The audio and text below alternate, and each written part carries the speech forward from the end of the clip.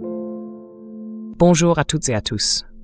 Aujourd'hui, on est le mercredi 13 mai 2026 et notre cher ami, notre frère, Matthew Ho, est avec nous. Bienvenue à nouveau, Matt. Salut Nima. Matt, je voudrais commencer par ce qui s'est passé avant que Donald Trump ne parte pour la Chine. Il est en Chine en ce moment, pendant qu'on parle, et il attendait la réponse de l'Iran. Il a dit qu'ils avaient mis 4 jours à répondre à quelque chose qui d'habitude prend moins de 10 minutes à préparer, le texte qu'il nous envoie. Et rien n'a changé dans cette proposition. La proposition iranienne, en gros, reprenait le même plan en 10 points, puis en 14 points. En fait, c'était pratiquement la même chose. Et il y a quelques instants, juste avant qu'on entre en direct, J.D. Vance a déclaré à propos des discussions avec l'Iran: « Je pense que nous faisons des progrès. » Je ne sais pas ce que ça veut dire. On est littéralement dans un cycle du genre. On fait des progrès, on est encore loin d'un accord, on risque de retourner à la guerre. Comme l'a dit Donald Trump, il rentrera vendredi, il reviendra aux États-Unis. Quelle est selon vous la situation entre l'Iran et les États-Unis?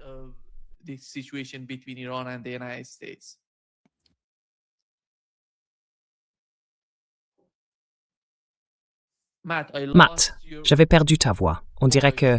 Voilà, c'est bon maintenant. Oui, te revoilà. D'accord, désolé pour ça. Franchement, je pense que tout ce que dit cette administration américaine n'a aucun sens. Essayer de comprendre ce qu'ils veulent dire, c'est comme lire dans le marc de café. L'idée qu'ils aient un vrai plan, ou même une vision claire de là où ils veulent aller, au-delà du quotidien, j'y crois pas une seconde. À mon avis, la plupart de ce qu'ils font, c'est surtout protéger leur propre récit, plutôt que de construire une politique réelle. Et on l'a déjà vu avec d'autres administrations. La politique finit par tourner autour du récit déjà établi, et tout devient une question de savoir comment protéger au mieux la ligne qu'on a mise en place et qu'on suit depuis des années.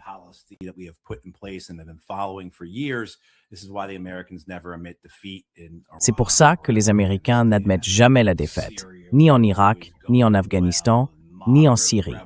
La Syrie, soi-disant, tout allait bien, avec des rebelles modérés, et ainsi de suite, vous voyez. La Libye, pareil, ça devait être une aubaine pour les investissements occidentaux, soi-disant.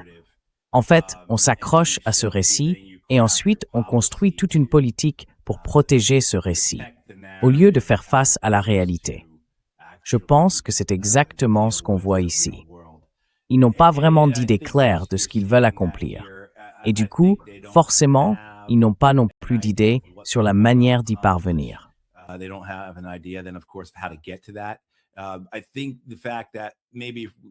Je pense que peut-être, tu vois, c'est notre travail.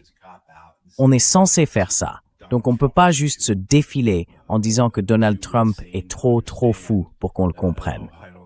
Même si honnêtement, je ne pense pas que ce soit une excuse. Je trouve que c'est plutôt légitime.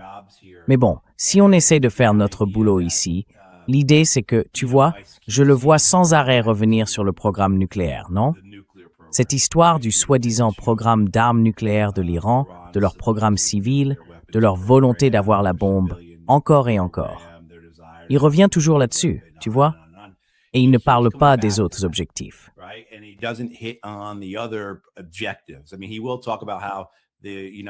Je veux dire, il va parler du fait que les États-Unis ont coulé toute la marine iranienne, détruit toute leur force aérienne. Mais tout ça, franchement, ça n'a aucun sens. La marine qu'on a coulée, l'aviation qu'on a détruite, les Iraniens ne s'en souciaient pas. Ils n'allaient pas s'en servir pour contrôler le détroit d'Ormuz. Ils n'allaient pas non plus les utiliser pour affronter les Américains, les Israéliens ou les Arabes.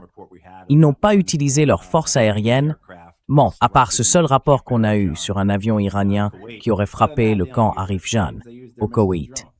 À part ça, ils n'utilisent pas leurs avions. Ils utilisent leurs missiles et leurs drones. Donc tout ça, c'est sans importance. Mais bon, au final, la situation, c'est que d'un côté comme de l'autre, les Iraniens, eux, ne vont certainement pas capituler ni renoncer à leurs principes.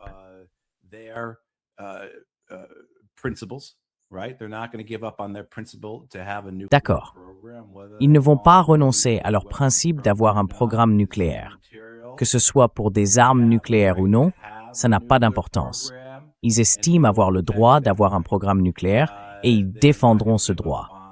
Ils ne vont pas non plus abandonner leur droit à avoir un programme de missiles et de drones pour pouvoir se défendre. De la même façon, ils ne renonceront pas à leur droit d'avoir des alliances avec d'autres nations et d'autres groupes dans la région comme dans le reste du monde. Donc vous voyez, les Iraniens ne vont renoncer à aucun de ces éléments. Et les Américains, apparemment, comme je le disais, ont réduit tout ça à peut-être cette seule question du programme nucléaire.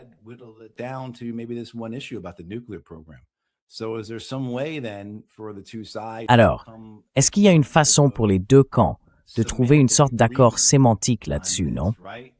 Quelque chose qui permette aux deux côtés de dire en gros, voilà, on veut que Donald Trump puisse dire que Barack Obama allait les laisser avoir une arme nucléaire et que lui, c'est le seul président depuis 47 ans à avoir tenu tête à l'ayatollah et au mollah. Même Ronald Reagan n'aurait pas fait ça. On le voit répéter ce genre de choses encore et encore.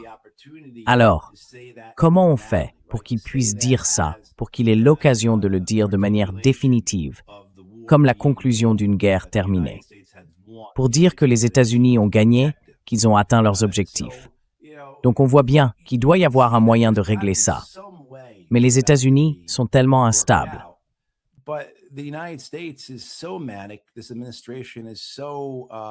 Cette administration est complètement déséquilibrée, sans repère, sans ancrage dans quoi que ce soit, ni dans ses loyautés institutionnelles, ni dans ses idéologies, ni même dans sa vision de ce qu'elle veut, non seulement pour le Moyen-Orient, mais pour le monde en général. Ils partent dans tous les sens. Du coup, c'est difficile d'en parler, vous voyez, et de trouver quelque chose à montrer en disant « Voilà, ça, c'est une voie à suivre ». Moi, je continue à penser que la situation actuelle, ce cessez-le-feu indéfini, peut justement être une voie d'avenir, que les Américains comme les Iraniens peuvent accepter. Surtout si le blocus est aussi perméable, voire inexistant, vis-à-vis des forces iraniennes. On pense que si les Iraniens permettent aux États du Golfe de reprendre le trafic à travers le détroit d'Ormuz et qu'ils appliquent un tarif, une taxe, un péage minimal, disons $1 par baril de pétrole, eh bien ça représente environ 2 millions de dollars par navire qui passe.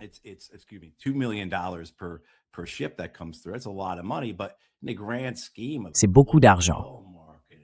Mais à l'échelle du marché mondial du pétrole, c'est rien du tout. Je pense qu'on serait tous d'accord pour dire qu'on préférerait revenir au prix du pétrole de février et payer $1 de plus par baril. Donc, pour le Brent, quand il était autour de $67, disons qu'on paierait 68 au lieu de 67, plutôt que d'être là où on en est maintenant. Je ne sais même plus combien c'est aujourd'hui. Hier, c'était monté jusqu'à $109.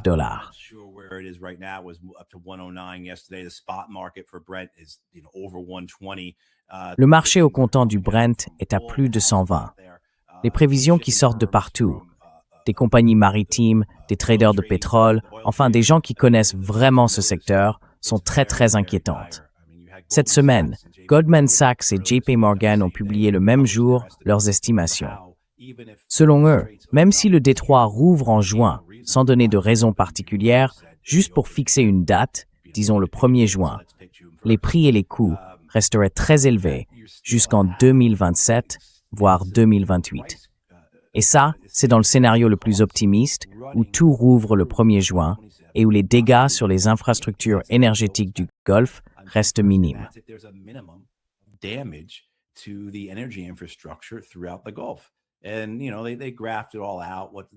Et ils ont tout mis en graphique pour montrer à quoi ça ressemble s'il y a plus de dégâts que prévu.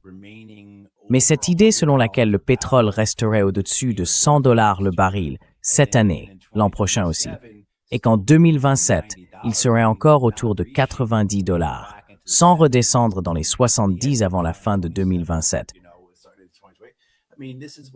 Enfin, c'est ce que disent les grandes institutions. Donc ce n'est pas juste de la spéculation. Ce sont des gens qui essaient vraiment d'évaluer le prix, de comprendre à quoi tout ça va ressembler. Et souvent, ils travaillent sur des scénarios optimistes. Alors, la question c'est, est-ce que cette situation, si tout se passe bien, est vraiment acceptable pour les deux camps? Parce que bien sûr, les Israéliens restent le principal obstacle dans tout ça. Et puis, que se passerait-il avec le Liban?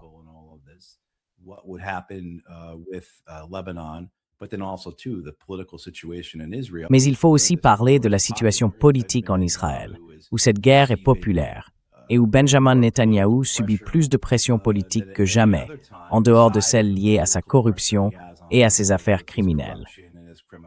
Mais vous savez, on voit aujourd'hui la plus forte pression politique exercée sur Netanyahou depuis des années, à cause de son lien avec ses cessez-le-feu en Iran et au Liban. Et le cessez-le-feu au Liban, il faut vraiment le mettre entre guillemets parce que, enfin, c'est une blague, c'est une farce. Donc oui, voilà un peu comment je vois les choses. J'aurais pu simplement dire que la situation est bloquée et que je ne vois pas de sortie pour le moment. Mais je vois une possibilité où les deux camps pourraient revendiquer une victoire et vivre avec ce cessez-le-feu indéfini.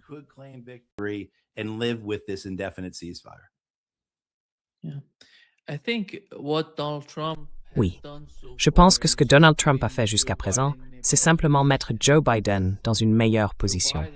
Parce que, tu te souviens, Joe Biden, avant de quitter son bureau à Washington, beaucoup de gens disaient qu'il allait être le pire président des États-Unis. Mais Donald Trump, lui, aggrave les choses. Tu vois, à l'époque, beaucoup disaient que Joe Biden faisait mal les choses. Et maintenant, regarde, il fait face à deux guerres, Matt. Il n'a pas mis fin à la guerre en Ukraine. Et aujourd'hui, il en a une nouvelle. Beaucoup de gens disent que celle-ci est encore plus désastreuse que la guerre en Ukraine, notamment pour l'économie mondiale.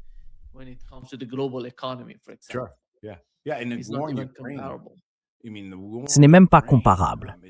Je veux dire, la guerre en Ukraine, ça fait maintenant 4 ans, et beaucoup de ses effets ont été atténués, corrigés, de différentes manières. Non? Mais c'est sûr, si on remonte 2, 3, 4 ans en arrière, c'est de ça qu'on parlait, toi et moi, non?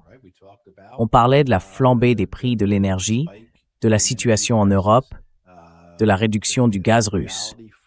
Mais aussi, on évoquait les problèmes liés aux céréales et aux grains que l'Ukraine mettait sur le marché et qui étaient bloqués. Tu vois, tout ça, c'était très centré sur l'Europe. D'autres pays en ont ressenti les effets, bien sûr, mais c'est vraiment l'Europe qui a le plus subi la guerre entre l'Ukraine et la Russie.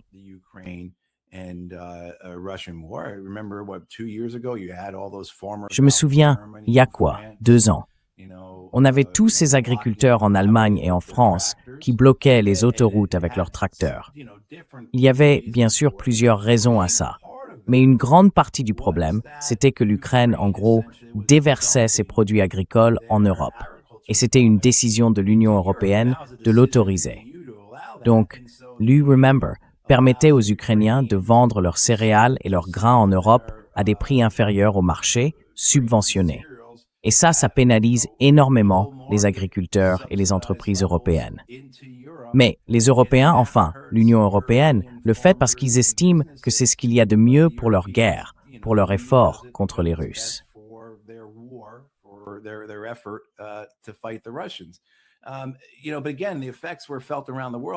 Tu sais, encore une fois, les effets se sont fait sentir partout dans le monde, mais ils ont vraiment été concentrés sur l'Europe. Aujourd'hui, on les ressent vraiment à l'échelle mondiale, partout. Franchement, je ne pense pas qu'il existe un pays où on ne puisse pas constater un impact ou voir quelque chose de tangible. Et dans certains pays, la situation est plus grave que dans d'autres. Dans des endroits comme le Japon ou la Corée du Sud, l'effet est énorme. Le président sud-coréen dit même qu'il s'endort le soir en se demandant d'où il va tirer son énergie. Tu vois, c'est ça la réalité. Et je pense que c'est un bon exemple, Nima.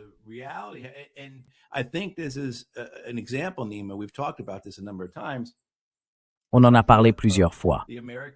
Cette idée que les Américains mènent une guerre du XXe siècle pour des objectifs du XXe siècle contre l'Iran. Et c'est justement un exemple de ce XXIe siècle que les États-Unis ne comprennent pas ou qu'ils ne savent pas apprécier. C'est cette idée que dans le passé, quand les Américains bombardaient d'autres pays, il y avait très peu de conséquences ressenties aux États-Unis. Bien sûr, il y avait des coûts, mais ces coûts étaient intangibles. Ils étaient vagues, flous, presque abstraits. L'argent qu'on a dépensé pour le Pentagone a fait exploser notre dette. Et ça a entraîné toutes sortes de problèmes, que ce soit une mentalité d'austérité ou des coûts d'opportunité perdus.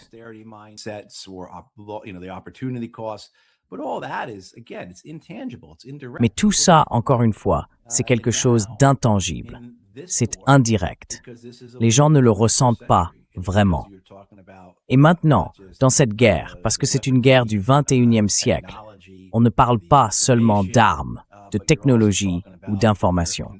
On parle aussi d'une économie mondiale totalement interconnectée, du fonctionnement de la finance, de la manière dont les entreprises sont organisées, de la logistique, des chaînes d'approvisionnement, des réseaux en flux tendu et tout le reste. Les Américains bombardent l'Iran et Spirit Airlines fait faillite. Voilà la réalité de la guerre au 21e siècle. Elle ne sera jamais déconnectée du territoire américain. From the American homeland. I mean, and you have that, you can make that case about operations planned for South America, for Central America, right? I mean, the idea that you can separate these wars from what's occurring here at home, the idea that, you know, Stephen Miller or Marco Rubio sees any difference between the ICE raids on American communities and blowing up boats of fishermen in the Eastern Pacific and Caribbean. It's all for the same purpose. It's all for the same reasons. Pour les mêmes raisons, pour la même mission.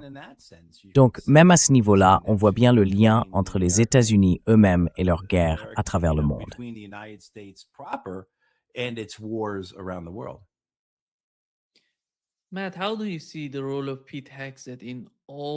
Matt, comment tu vois le rôle de Pete Hegseth dans tout ce chaos que l'administration Trump a créé jusqu'à présent?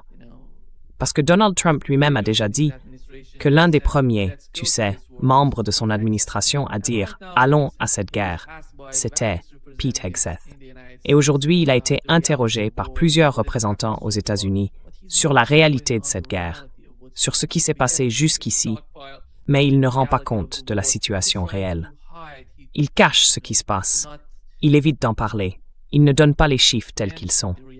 Alors, combien de temps ça va encore tenir avant que tout s'effondre de son côté et que les gens comprennent ce qu'il a fait jusqu'à maintenant, à quel point sa gestion a été désastreuse? Eh bien, je pense que la réalité est là et qu'on a affaire à une guerre qui a échoué.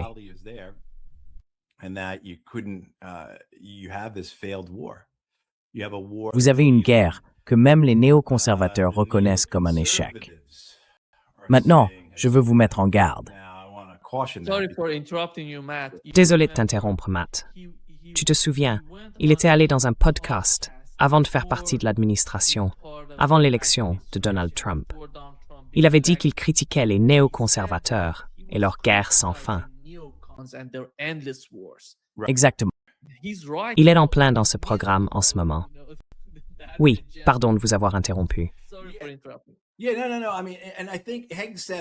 Oui, non. Je veux dire, je pense que Hegseth est un peu une exception dans cette administration, dans ce gouvernement. On critique beaucoup de membres du cabinet pour être des nihilistes, non? Pour ne pas avoir de véritable idéologie, pas de loyauté réelle, pas de conviction, juste une seule qualité principale, la loyauté. Et Pete Hegseth, ça, il l'a sans aucun doute. Si Donald Trump lui demandait de sauter d'un pont, il le ferait, ce genre de choses. Mais Hegseth, lui, il a une idéologie. Elle est complètement fantasque, oui, c'est une sorte de fantasme. C'est cette idée qui se fait de lui-même, comme d'un croisé moderne. Mais ça reste un système de croyance, une idéologie.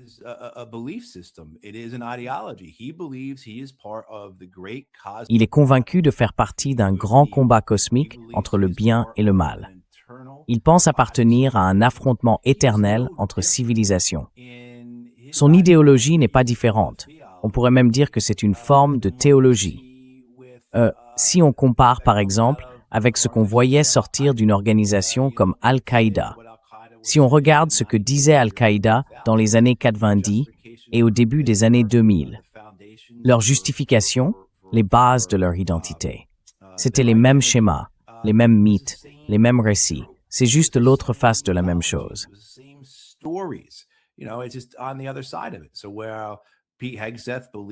Donc, pendant que Pete Hegseth pense que le besoin de croiser est éternel, Al-Qaïda, de son côté, estimait que la défense des terres musulmanes relevait d'une nécessité comparable et que c'était une grande lutte cosmique, historique. Je n'ai donc aucun doute que Pete Hegseth croit vraiment à tout ça. Ces tatouages, ce n'était pas juste pour avoir des likes sur Instagram. Pour lui, ce sont de vrais symboles d'identité. C'est aussi quelqu'un qui a fait toute sa carrière dans les médias. Il a participé à la direction de certaines associations d'anciens combattants qui, disons-le, n'ont pas très bien tourné. Mais il a aussi eu une longue carrière sur Fox News. Il y est resté pendant de très nombreuses années.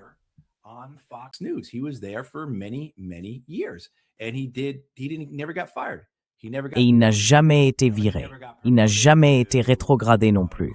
Tu vois, il n'a jamais atteint le niveau d'un Carlson, d'un Hannity ou d'un O'Reilly. Mais clairement, il faisait bien son travail. Assez bien pour que les patrons se disent « Hey, Hegseth est solide. Il a compris ce qu'on essaie de faire ici. Il reste dans la ligne du récit, il martèle nos éléments de langage, il suit le script, il sait comment faire passer le message. » Et ça, on le voit.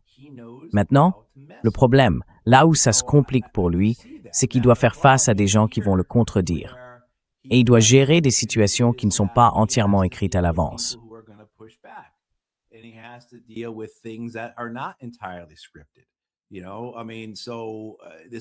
Tu vois, c'est là qu'on remarque pendant son témoignage qu'il se prend les pieds dans le tapis et qu'il doit esquiver. Il doit éviter de répondre, tu vois. Et souvent, je ne pense pas qu'il esquive juste parce qu'il ne veut pas donner la réponse. Par exemple, si on lui demande « Monsieur le secrétaire Hegseth, vous pensez vraiment que cette guerre va coûter 29 milliards de dollars? Et qu'en est-il de A, B et C ?» Eh bien, Hegseth n'a pas la capacité de répondre autrement qu'en contournant la question, tout simplement parce qu'il ne sait pas.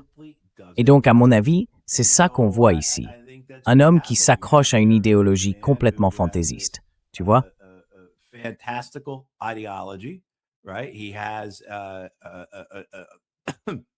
Il a une vraie capacité à jouer un rôle de communication, de relations publiques, de stratégie d'information. Et c'est, je pense, pour ça que Donald Trump le voulait et qu'il l'apprécie. Mais en même temps, il est ignorant. Il n'a aucun sens de l'histoire.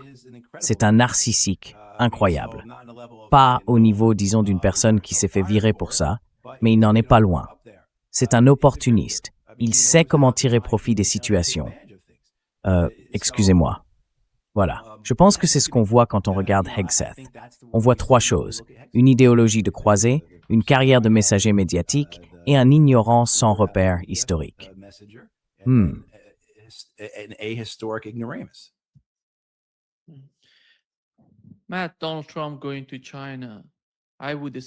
Matt, Donald Trump se rend en Chine. J'imagine qu'il veut que la Chine l'aide, non seulement sur l'Ukraine, mais aussi au Moyen-Orient.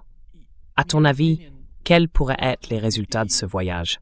Et quel est l'objectif principal, justement, concernant le Moyen-Orient et l'Ukraine?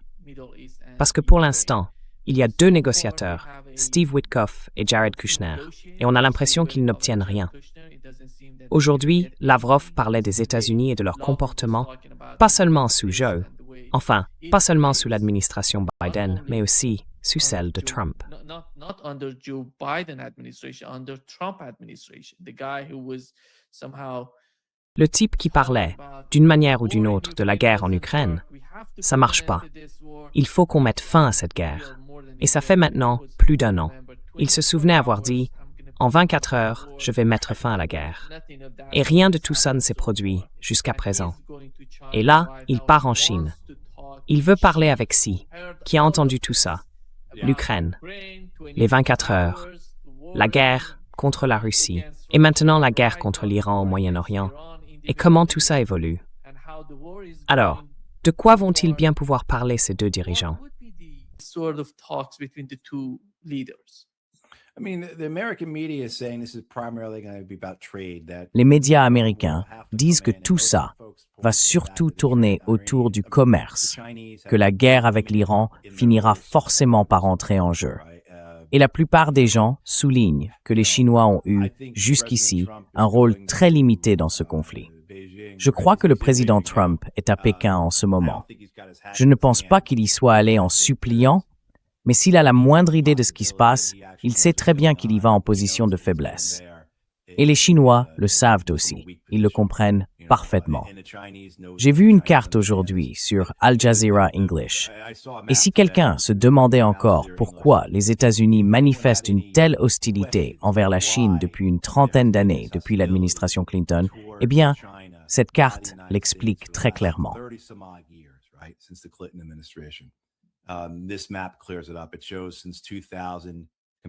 On voit que, depuis 2000, si on compare à aujourd'hui, le pourcentage de pays pour lesquels les États-Unis sont le plus grand exportateur a beaucoup changé. Et le pourcentage de pays pour lesquels, enfin voilà, en 2000, il y a 26 ans, seulement environ 15% des pays avaient la Chine comme plus grand exportateur que les États-Unis. Aujourd'hui, c'est 70% des pays. Quand on regarde ces cartes, c'est très clair. C'est ça, le problème pour les Américains. C'est le même problème depuis les années 90, quand les États-Unis ont compris que ça allait arriver. La Chine allait leur prendre ce qu'ils considéraient comme leur avantage. Ils se disaient, on a le droit d'exploiter le reste du monde.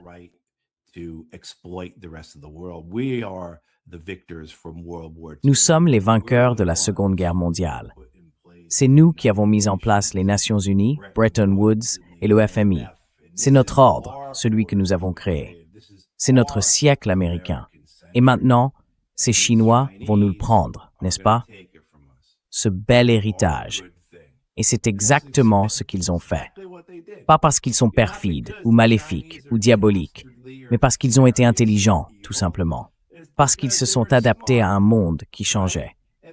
Parce qu'ils sont aussi allés dans d'autres pays sans leur mettre un pistolet sur la tempe en disant « Hey, que diriez-vous de ce marché? Et si on construisait des chemins de fer, des ponts et des ports, au lieu de vous bâtir des bases de drones, d'envoyer nos commandos et de vous faire la leçon? »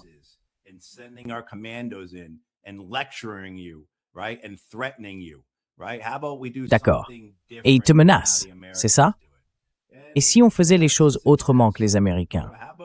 Eh bien ça, ce serait une réussite. Tu vois, au lieu d'investir dans des guerres à l'étranger et dans des baisses d'impôts pour nos milliardaires, pourquoi ne pas envoyer nos citoyens à l'université, dans des programmes de master ou de doctorat? Et si, au lieu de transférer toute notre richesse à l'étranger vers la classe dirigeante, on la transférait vers le bas pour sortir 400 millions de personnes de la pauvreté? Qu'est-ce que ça changerait pour notre pays? Exactement ce que ça a changé pour les Chinois en 30 ans, non?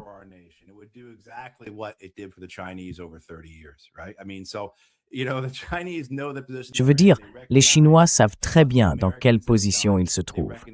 Ils comprennent ce que les Américains ont fait. Ils voient la réalité de l'Empire américain, un empire qui est en train de se désagréger. Les États-Unis n'arrivent plus à le contrôler. Ils sont contraints de se replier, et le seul moyen qu'ils estiment avoir pour garder le contrôle, pour préserver un peu de leur primauté, c'est la force militaire. Et je pense que les Chinois ont parfaitement saisi tout ça.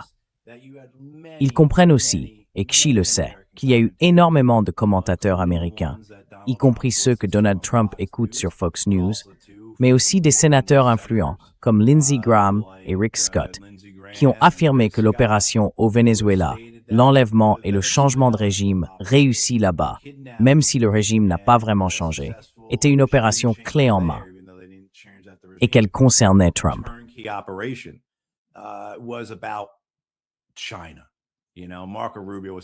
La Chine, vous savez, Marco Rubio dirait que c'est à propos de Cuba, mais on sait tous que c'est à propos de la Chine. L'idée, c'est de faire de ça notre première tentative pour sortir les Chinois d'Amérique latine, pour les sortir de l'hémisphère occidental, parce que c'est notre hémisphère, n'est-ce pas? Et c'est pareil avec cette guerre. Vous avez entendu ça aussi. Vous avez entendu cette idée que c'est pas à propos de l'Iran, ni d'Israël, ni du contrôle du Moyen-Orient. C'est à propos de nuire à la Chine. C'est à propos de couper les exportations de pétrole de l'Iran vers la Chine. C'est à propos de freiner l'économie chinoise. C'est à propos d'isoler la Chine, de la couper d'une partie de ses alliés.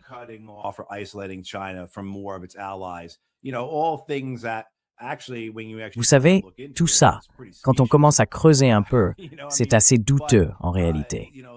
Mais bon, c'était ça l'idée, que cette guerre en Iran serait une sorte de manœuvre impériale sur un échiquier géopolitique. Les Chinois l'ont bien compris. Ils savent aussi à quel point ils ont un levier énorme sur les Américains, surtout dans certains secteurs clés.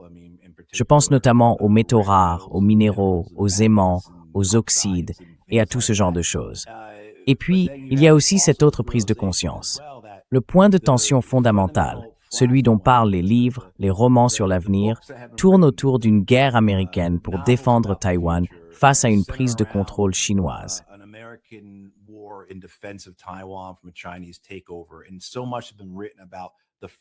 On a tellement écrit sur la première et la deuxième chaîne d'île, et tout le reste, tu vois. Et on entend dire que les Américains vont lancer une tempête de drones et détruire tous les navires chinois. Mais maintenant, les Chinois ont vu les Américains échouer 2 fois à tenter de prendre le contrôle de la mer Rouge face à Ansar Allah, les Houthis du Yémen. Ils les ont vus échouer dans cette guerre. Et ils savent, parce qu'ils ont vu les Iraniens le faire, que les Américains devraient évacuer leurs bases aux Philippines, à Okinawa, au Japon continental, en Corée du Sud.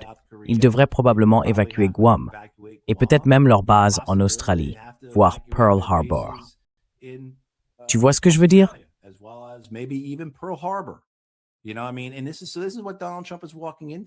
Et c'est dans ce contexte que Donald Trump arrive. Vous savez, les Américains font aussi face à une crise des obligations, non? Une crise provoquée par la dette qui est en train de se dérouler en ce moment même. Le marché immobilier est sur le point de s'effondrer, et à cela s'ajoutent tous les autres problèmes de notre économie. L'inflation augmente, les salaires baissent, enfin, tout un ensemble de difficultés. Donc, je pense que Donald Trump se rend là-bas dans une position très affaiblie. Maintenant, est-ce qu'il va demander directement à Xi de l'aider à mettre fin à cette guerre? Je n'en sais rien. C'est typiquement le genre de choses avec Donald Trump. On ne peut jamais savoir. Mais on peut très bien imaginer le moment télévisé pour lui, du style « Je suis allé à Pékin ».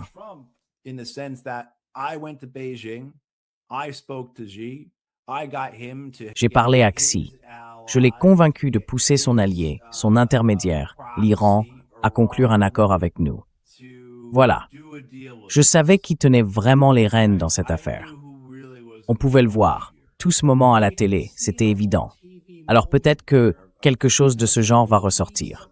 Ou peut-être que j'essaie juste de trouver un moyen d'éviter qu'on replonge dans cette guerre. Ou, vous savez, dans l'horreur dystopique qui se produirait si toutes les installations énergétiques du Golfe étaient détruites. Donc oui, je pense que c'est ça qu'on observe. On voit beaucoup d'échanges commerciaux.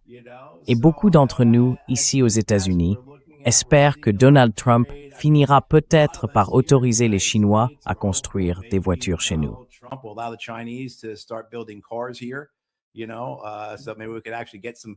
Vous savez, peut-être qu'on pourrait enfin avoir à nouveau des voitures bon marché, bien construites et fiables ici, aux États-Unis.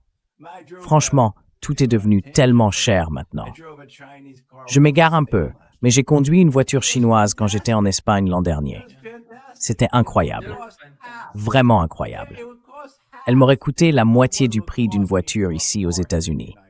Mais je ne peux pas l'acheter, parce qu'apparemment, conduire une voiture chinoise à Wake Forest, en Caroline du Nord, c'est un risque pour la sécurité nationale.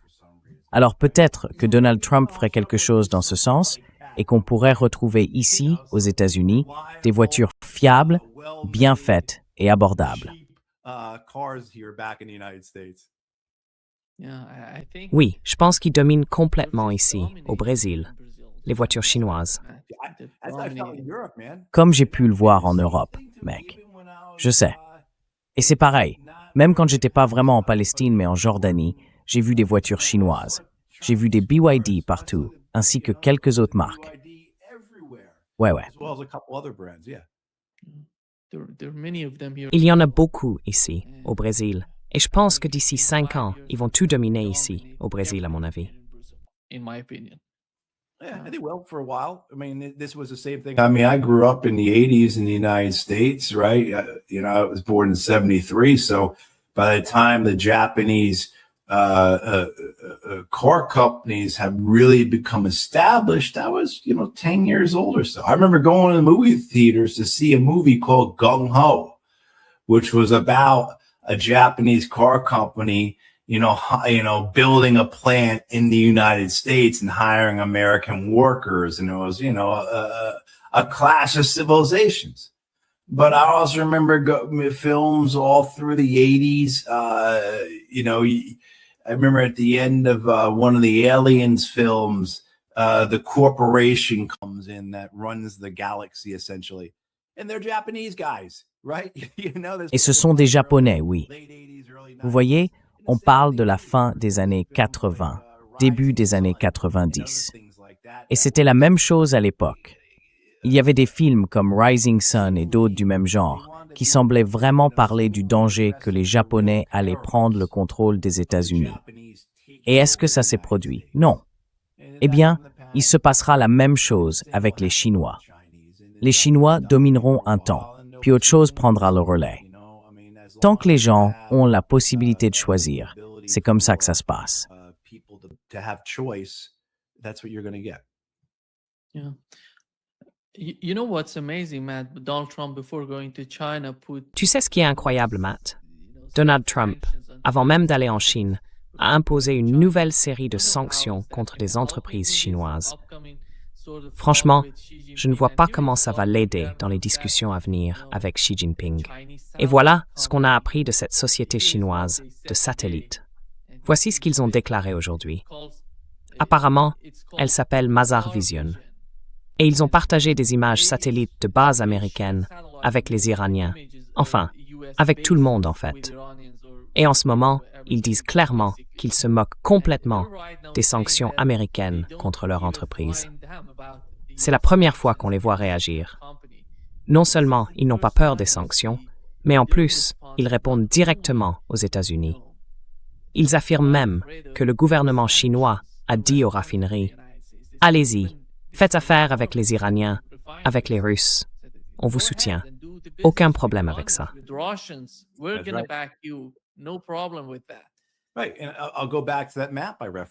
Oui.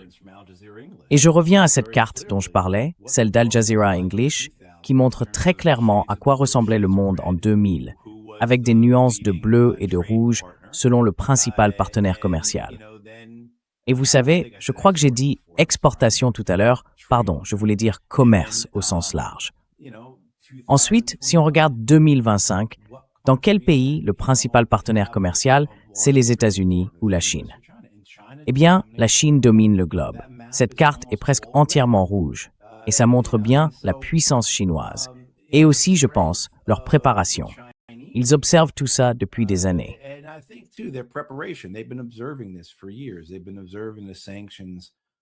Ils ont observé les sanctions contre l'Irak, contre l'Iran, contre Cuba, le Venezuela, la Syrie, la Russie et tous les autres pays que les États-Unis n'aiment pas. Les États-Unis imposent des sanctions à, disons, entre 20 et 30 pays dans le monde. Et franchement, cette idée qu'ils ne sauraient pas comment gérer ça, ce n'est pas vrai. Ils n'en ont pas peur. Alors, comme vous l'avez dit, ils ont dit à leurs entreprises, « Ne vous inquiétez pas, on sait comment faire. » Et maintenant, la question se pose pour les pays du monde entier. Est-ce que c'est acceptable? À qui allons-nous prêter l'oreille? Est-ce qu'on va écouter les Chinois ou est-ce qu'on va écouter les Américains? Je ne pense pas que le monde va se diviser à nouveau dans une logique de guerre froide.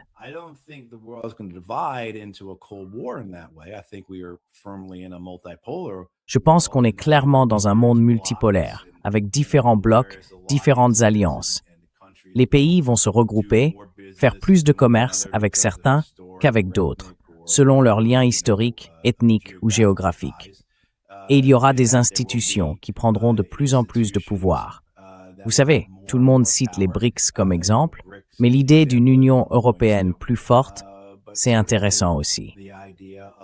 Je ne sais pas s'ils arriveront un jour à s'organiser pour contrebalancer les BRICS, mais on peut dire la même chose du Mercosur, non?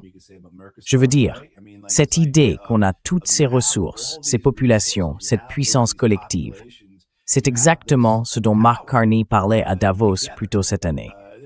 Et je pense que la plupart d'entre nous sont d'accord avec ce qu'il disait.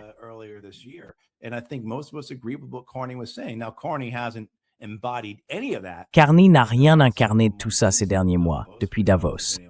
Et franchement, je ne pense pas que ça surprenne qui que ce soit. Mais l'idée, c'est que tout ça est clair. C'est évident. Vous savez, on en parlait déjà un peu avant. Beaucoup de gens commentent l'article de Robert Kagan dans The Atlantic, où il déclare que la guerre est un échec. Oui, c'est évident. L'analyse de Kagan est correcte, mais ce n'est rien que vos invités, ou vous-même, n'ayez déjà dit depuis des mois. La différence, c'est que maintenant, certains sont prêts à reconnaître à quel point c'est un échec. Continuer comme ça, ce serait tout simplement suicidaire. En revanche, si on admet que c'est un échec, alors on peut commencer à changer les choses, dans le sens de nos propres intérêts.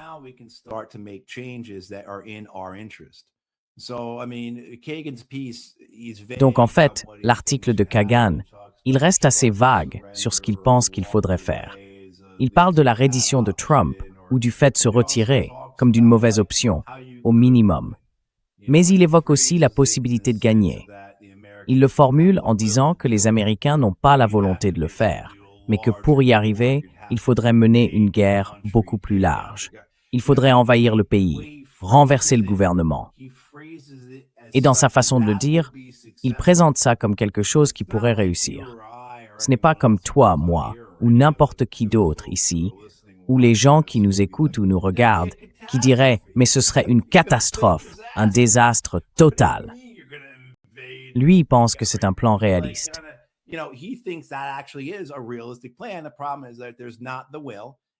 Le problème, c'est qu'il n'y a pas la volonté. Et malheureusement, il n'y a pas non plus les moyens. L'armée n'a pas la taille nécessaire, ni la quantité de munitions qu'il faudrait, et ainsi de suite, pour faire ça. Mais tout ça, c'est ce qu'ils vont proposer ensuite. Regardez, voilà la leçon de l'Iran. On n'avait pas assez de navires. On ne pouvait avoir que 3 porte-avions en mer en même temps. Aujourd'hui, on en a 11, parce qu'ils étaient en train de désarmer le Nimitz. Et comme je l'ai appris récemment, ils ont en fait arrêté ce processus pour le garder en service. Donc oui, ils ont bien leurs 11 porte-avions, mais seulement 3 peuvent être déployés à la fois. Alors la question évidente, ce n'est pas de se demander, enfin d'abord, ils ne servaient à rien.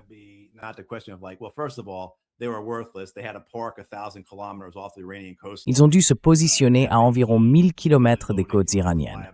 Un F-18 complètement chargé peut voler seulement 4 ou 500 km sans ravitaillement. Alors, quel est l'intérêt de tout ça?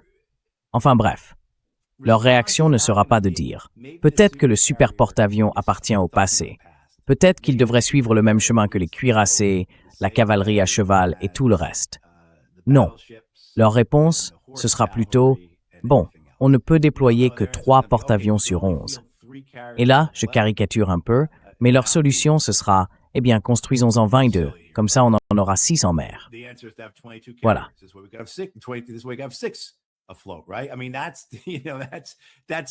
Je veux dire, là, c'est un peu sarcastique et un peu absurde, mais au fond, c'est bien ça leur argument, non? Qu'il en faut toujours plus. Dans le cas de Kagan, je pense que beaucoup soulignent aussi qu'il s'inscrit dans une logique de diversion pour détourner l'attention de ce qui compte vraiment, l'Ukraine. Et bien sûr, à l'intérieur du blob, de cet appareil de politique étrangère américain, ce bloc impérialiste, il y a plusieurs courants, avec des priorités différentes. Certains jurent que la priorité absolue, c'est l'Iran et Israël, le Moyen-Orient. D'autres disent que c'est la Russie, l'Ukraine, l'Europe, et d'autres encore affirment que c'est la Chine et la région Asie-Pacifique.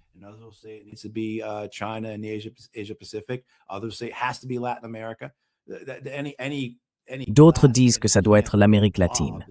Peu importe, la classe, le camp ou le groupe, il y aura toujours des divisions à l'intérieur. Donc oui, malheureusement, je ne vois pas un avenir où les Américains commenceraient à faire les choses autrement.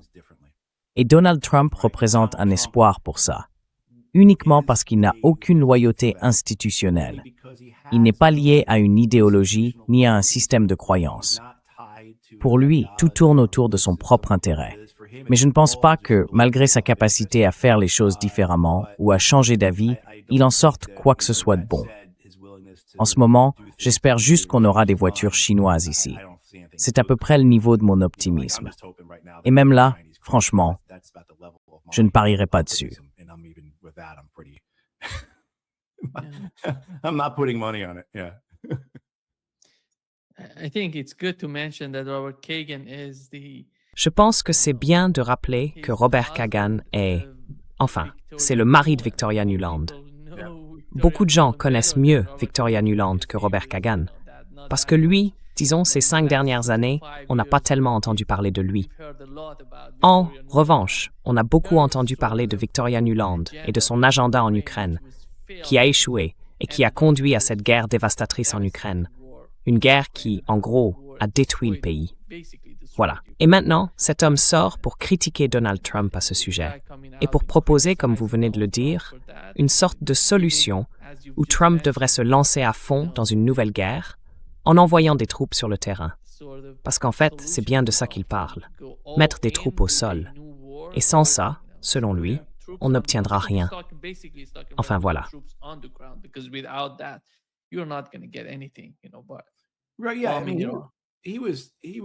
Il a détruit l'Ukraine.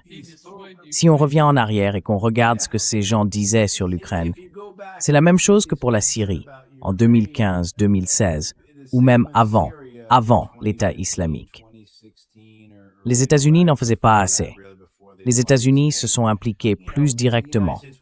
Notre opération, notre plan, notre mission en Syrie, en Ukraine, tout ça échoue parce qu'on n'en fait pas assez. Et puis, si on regarde ce qu'ils disaient sur l'Irak et l'Afghanistan.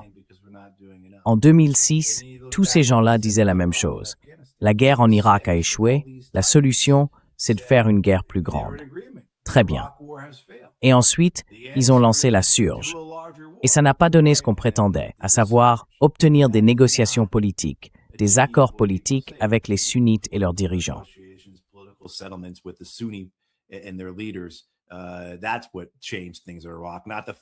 C'est ça qui a tout changé en Irak.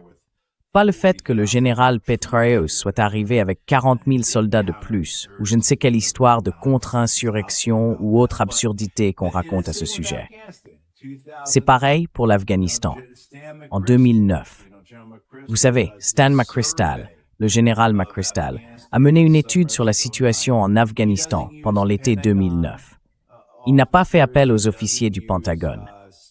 Il n'a pas utilisé les gens du département d'État, de la CIA ou du Conseil de sécurité nationale. Non, il a fait venir des experts de think tank, des gens issus de tous ces groupes de réflexion financés par l'industrie de l'armement.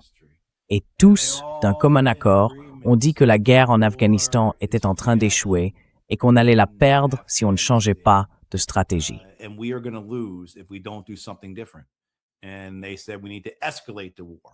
Et ils disaient qu'il fallait intensifier la guerre, qu'il fallait faire de la contre-insurrection, qu'il fallait faire venir des gens comme David Petraeus qui savent quoi faire, parce que vous voyez, etc., etc.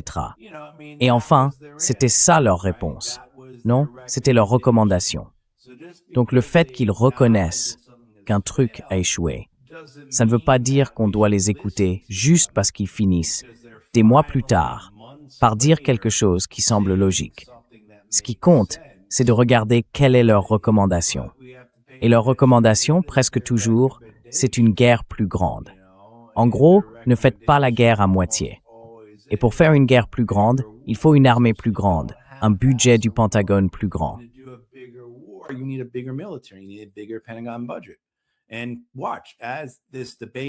Et regardez, alors que ce débat commence aux États-Unis sur le budget du Pentagone, un budget d'1,5 billion de dollars, ceux qui veulent ce budget vont citer Kagan. Ils diront, regardez, même Fred Kagan dit que ce qu'on a ne fonctionne pas. Même Fred Kagan dit qu'on a perdu cette guerre en Irak. Non? Et pourquoi on l'a perdue? Parce qu'on n'a pas une armée assez forte. C'est pour ça, diront-ils, qu'il faut dépenser 500 milliards de plus pour le Pentagone, n'est-ce pas? Et ça, c'est totalement irresponsable sur le plan budgétaire. Surtout, on est en pleine crise obligataire. Les taux d'intérêt sont au plus haut depuis, je ne sais même pas, 20 ans, quelque chose comme ça. C'est dingue. C'est pour ça que franchement, j'espère juste qu'on aura bientôt des voitures chinoises ici. C'est à peu près là que s'arrête mon optimisme.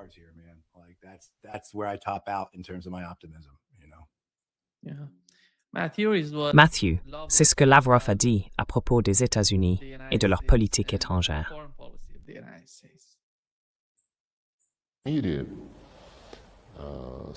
Dans le monde d'aujourd'hui, en général, les mots comptent peu. Ce sont les actes qui importent. Mes collègues américains le démontrent aussi.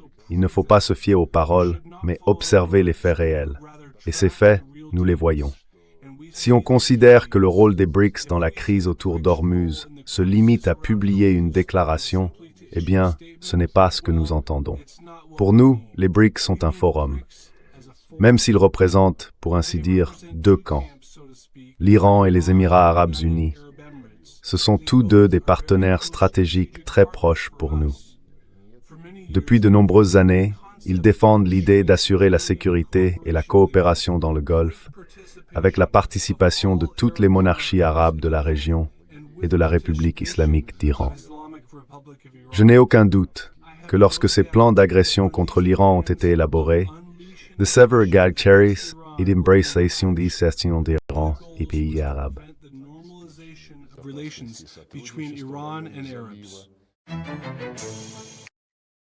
Yeah. Yeah. Yeah. And do you think, Matt, after all, Et toi, Matt, tu when it penses comes quoi? to the Middle East, Après tout, as time quand on goes parle du by, Moyen-Orient, we know what avec is le temps qui happening in the passe United et tout ce States. qu'on voit se dérouler aux États-Unis, Recently, people récemment, like Tucker des gens comme Carlson, Tucker Megyn Carlson ou Kelly Megyn were Kelly, supportive qui soutenaient totalement l'administration in an Trump evergrade avant Trump cette guerre au administration Moyen-Orient, before this war eh bien, on happened sent que le ton change in the à Middle l'intérieur East. même du mouvement MAGA. We know the Alors, tone is comment tout changing ça with va-t-il the influencer la background. relation entre les États-Unis et Israël How dans la is that région? gonna put the United À mon States avis, and Israel sur le long together in terme, the Middle East? les We États-Unis find n'auront pas maybe d'autre Iran choix from que de the tracer United une States ligne as a claire option, entre leurs propres intérêts au Moyen-Orient et ceux d'Israël. Tu crois que ça va arriver? Ou c'est juste une idée un peu originale? Do you think that would happen, or it's some sort Yeah. of delusional thinking? Well, I mean, the idea of Israel. Eh bien, je veux dire, l'idée qu'Israël devienne de plus en plus une sorte de forteresse, ce qu'il a toujours été, d'une certaine manière, mais là, vraiment un État forteresse, un avant-poste, oui, c'est en fait le but initial, non? C'est ce que les Britanniques disaient à propos de la colonisation juive là-bas, n'est-ce pas? Créer un rempart juif fidèle au milieu d'une mer potentiellement hostile d'Arabes. Et c'est aussi clairement la logique de la doctrine Nixon. L'idée d'avoir Israël, l'État juif, et l'Iran perse, chacun à une extrémité du Moyen-Orient, pour contenir les Arabes.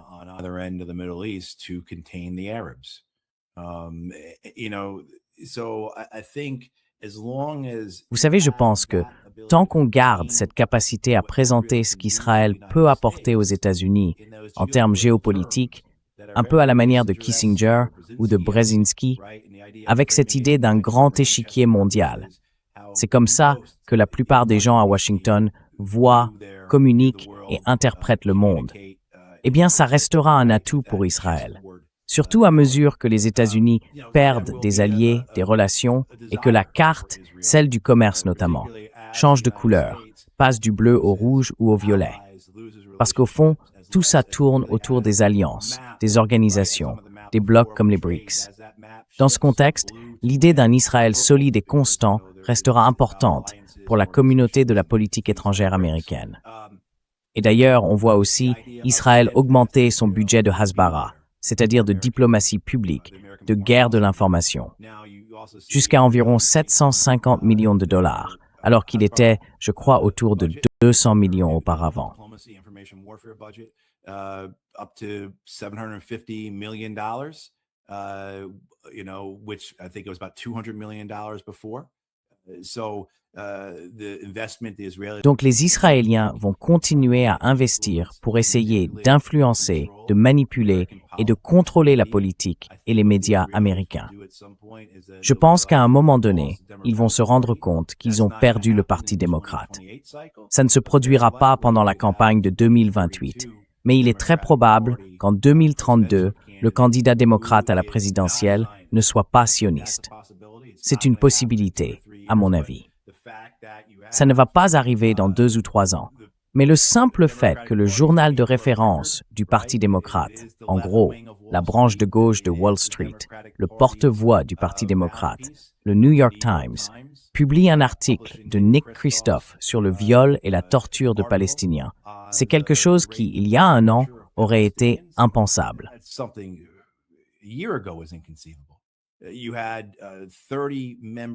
30 membres du Parti démocrate ont écrit à la Maison-Blanche pour exiger, dans une lettre extrêmement détaillée et techniquement solide, des réponses sur le programme d'armes nucléaires d'Israël. Je veux dire, presque 3 douzaines de membres du Parti démocrate l'ont fait. Il y a quelques années, c'était impensable. Vraiment impensable. Tu sais, Nima, à l'époque, le meilleur moyen de ne plus jamais être invité sur une chaîne d'infos, c'était simplement de mentionner le programme nucléaire israélien, non? Et pour un politicien, le moyen le plus sûr d'être censuré, mis à l'écart, voire éliminé lors des primaires, c'était d'en parler. Et maintenant, on a presque 3 douzaines de membres du Parti démocrate qui demandent officiellement des réponses à la Maison-Blanche à ce sujet.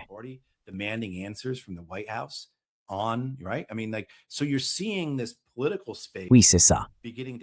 En fait, on voit bien que cet espace politique commence à tirer parti du changement de l'opinion publique aux États-Unis, qui, comme on le sait tous, s'est complètement renversé. Vraiment complètement. Et je pense, tu vois, qu'Adam Johnson vient justement de publier un excellent livre, Selling the Genocide, et que The Intercept a sorti un article remarquable en s'appuyant sur ce livre, pour montrer comment les grands médias occidentaux ont vendu le génocide. L'idée, c'est que le Washington Post, le New York Times, CNN, MSNBC et d'autres encore utilisent des mots comme massacre, boucherie, barbarie et ainsi de suite quand ils parlent des actions palestiniennes. Mais quand il s'agit des actions israéliennes, ces mots-là, eux, ne sont jamais employés. Jamais. Et pas seulement sur ce sujet.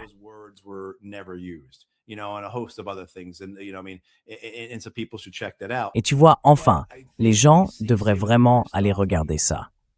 Mais je pense que ce qu'on voit, par exemple avec l'article de Kristof, c'est que le New York Times commence à comprendre qu'il faut se placer du bon côté de l'histoire.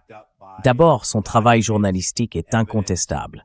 Et ensuite, il s'appuie sur des documents, des preuves, des témoignages qui remontent à des décennies. Des décennies. En 2014, par exemple, l'organisation Save the Children rapportait que plus de 40% des enfants palestiniens enlevés, pris en otage par les Israéliens, étaient victimes d'abus ou d'agressions sexuelles. Tu vois, tout ça remonte bien avant le 7 octobre. Et c'est justement une de mes frustrations avec l'article de Kristof. Il le présente sans ce contexte, sans rappeler que tout cela précède le 7 octobre.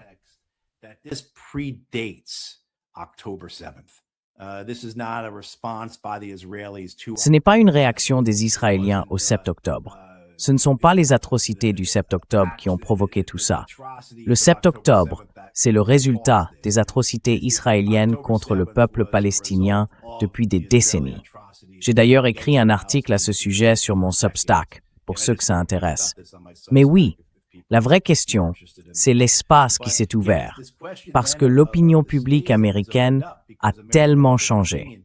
Je veux dire, à mon avis, le seul groupe démographique aux États-Unis qui soutient majoritairement Israël aujourd'hui, ce sont les personnes les plus âgées du Parti républicain. Et c'est tout. Tous les autres groupes soit soutiennent davantage la Palestine qu'Israël, soit au minimum penchent de ce côté-là.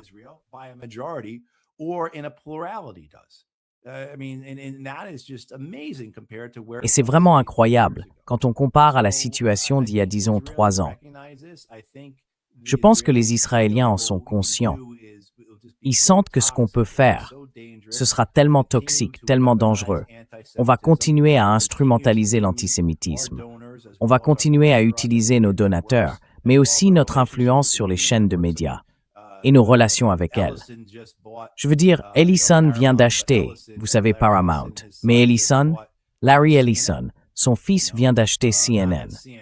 Pas que CNN ait jamais offert un journalisme honnête, précis, ou avec la moindre intégrité quand il s'agit d'Israël. Jake Tapper et Dana Bash font partie des pires quand il s'agit de promouvoir un agenda sioniste.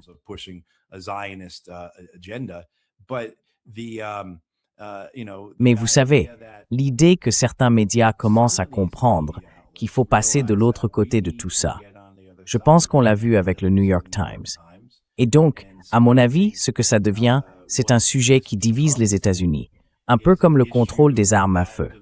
Vous voyez, c'est quelque chose que 90% des Américains voudraient renforcer, mais qui reste politiquement impossible à faire. Et je pense que c'est exactement ce que les Israéliens espèrent.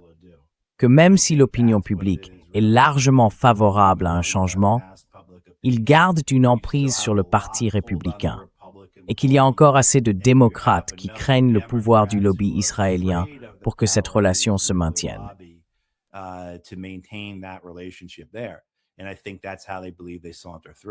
Et je pense que c'est comme ça qu'ils croient pouvoir avancer tranquillement. Mais enfin, clairement, ils restent dans l'ombre, avec l'espoir aussi que les choses reviennent comme avant. Ces gens-là, ils regardent toujours en arrière, non? Ils sont toujours nostalgiques de ce qu'ils ont connu. Ils se tournent sans cesse vers le XXe siècle, que ce soit les Américains ou, tu vois, les Israéliens. Et je pense que c'est ça qu'on voit. Et peut-être que, comme je le disais, d'ici 2032, le Parti démocrate sera tellement fragmenté, l'ancienne direction aura perdu tellement de contrôle qu'on pourrait avoir un candidat à la présidentielle démocrate en 2032, peut-être en 2036, qui ne soit pas sioniste.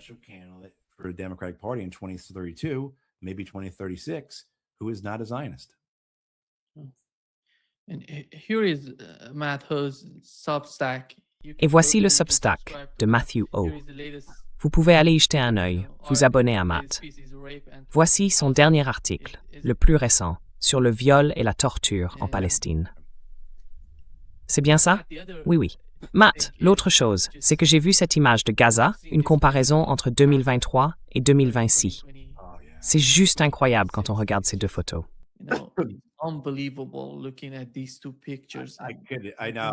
Je comprends. Oui, je sais. Aujourd'hui, on est tellement blasé, non? Tellement cynique à propos de l'intelligence artificielle. Moi, dès qu'on en parle, je pense tout de suite, « Ah, ça, c'est de l'IA. » Oui, mais c'est juste que ça y ressemble. Ce n'était pas l'IA. C'était vraiment comme ça.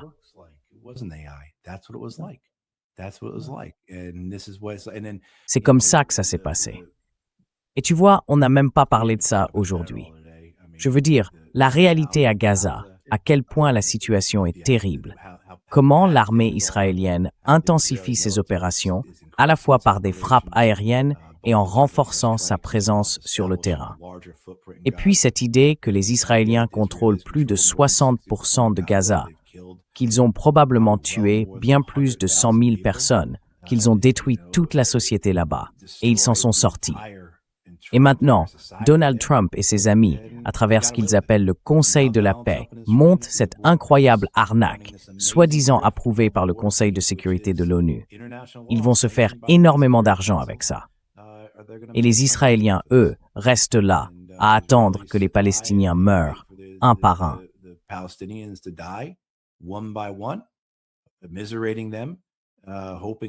Egypt will someday let them in, or hoping that, the Americans will be able to bribe Ecuador or somebody to take 100,000 Palestinians, and that will be their answer. Other than that, they'll, this time next year, Nima, it'll be 35%, or 30% of Gaza left, right? They'll continue to choke it.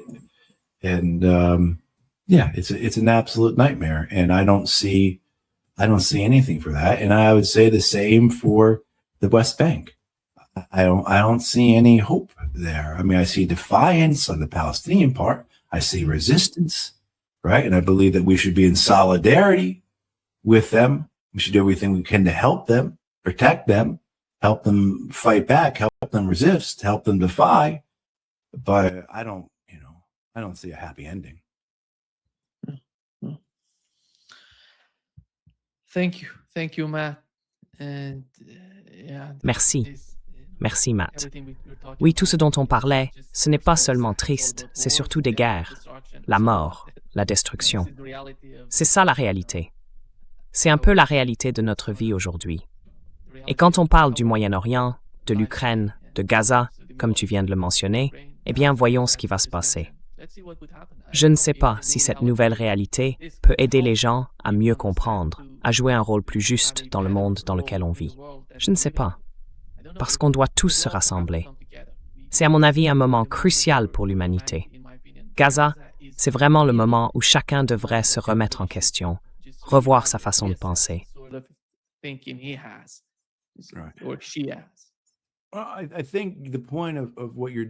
Je pense que l'idée de ce que vous faites avec votre programme Dialogue Works, c'est, enfin je crois ou j'espère, qu'en avançant, de plus en plus de gens comprendront cela. Surtout à mesure que l'Occident commence à ressentir le coût de la guerre. Vous savez, au XXe siècle, les États-Unis, l'Occident, pouvaient mener des guerres partout dans le monde, non? Soit pour garder leurs anciens empires coloniaux, soit pour les Américains, pour maintenir ou étendre leur empire d'après-guerre. Et le public américain, le public français, les Britanniques, eux, n'en payaient pratiquement pas le prix. Ils ne subissaient pas vraiment les conséquences. Les Britanniques l'ont ressenti quand les Irlandais ont riposté et bombardé Londres. Les Algériens ont bombardé Paris.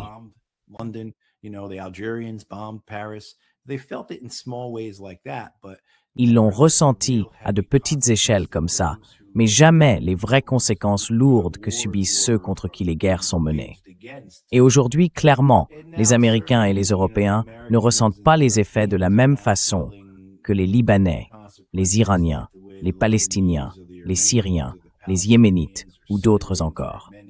Mais cette idée d'immunité, elle s'effrite et les coûts réels apparaissent. Alors maintenant, on voit, comme je le disais tout à l'heure, l'Iran bombarde, les États-Unis bombardent l'Iran et Spirit Airlines fait faillite. Vous voyez ce que je veux dire? Les gens ici comprennent que la crise qui arrive, la crise économique qui se profile, les États-Unis ne sont pas prêts à y faire face.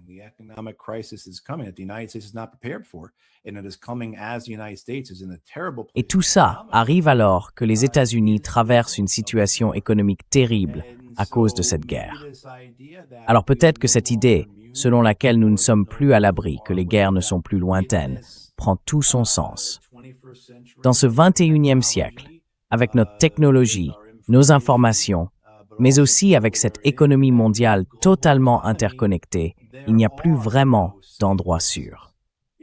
Sans même parler de la réalité de la guerre.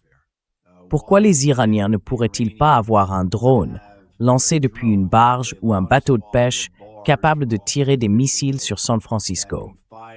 Pourquoi pas? Bien sûr qu'ils peuvent le faire. Ce n'est qu'une question de temps avant que les États-Unis ne se retrouvent face à un adversaire prêt à le faire.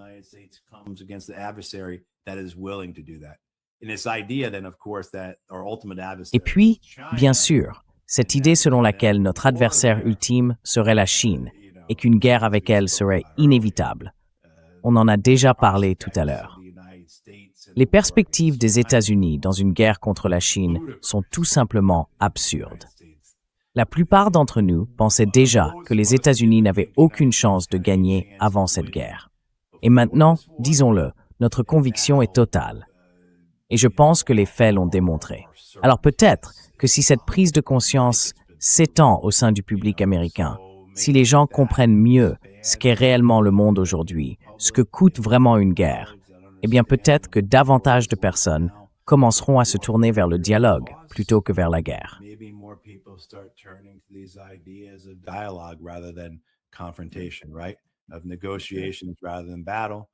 Des négociations plutôt que des combats, vous voyez, la paix plutôt que la guerre. Et si on commençait vraiment à investir en nous-mêmes, au lieu de tout donner à Boeing et à Raytheon, on aurait de bonnes écoles. On ne ferait plus faillite à cause du système de santé. Nos routes et nos ponts ne tomberaient plus en ruine. Et tout à coup, nos vies commenceraient à s'améliorer. Tout à coup, notre économie deviendrait plus forte, plus stable. Et tout à coup, on ne serait plus un État en déclin. Mais bon, je ne sais pas. Encore une fois, j'espère, vous savez, des voitures chinoises. J'espère des automobiles fiables et bon marché. Yeah. Oui. Merci. Merci, Matt, d'être avec nous aujourd'hui. C'est un vrai plaisir. Et Nima est trop modeste. Alors s'il vous plaît, mettez un j'aime et abonnez-vous. Et continuons à soutenir Nima pour qu'il reste bien présent sur YouTube et ailleurs. Merci. Thank you.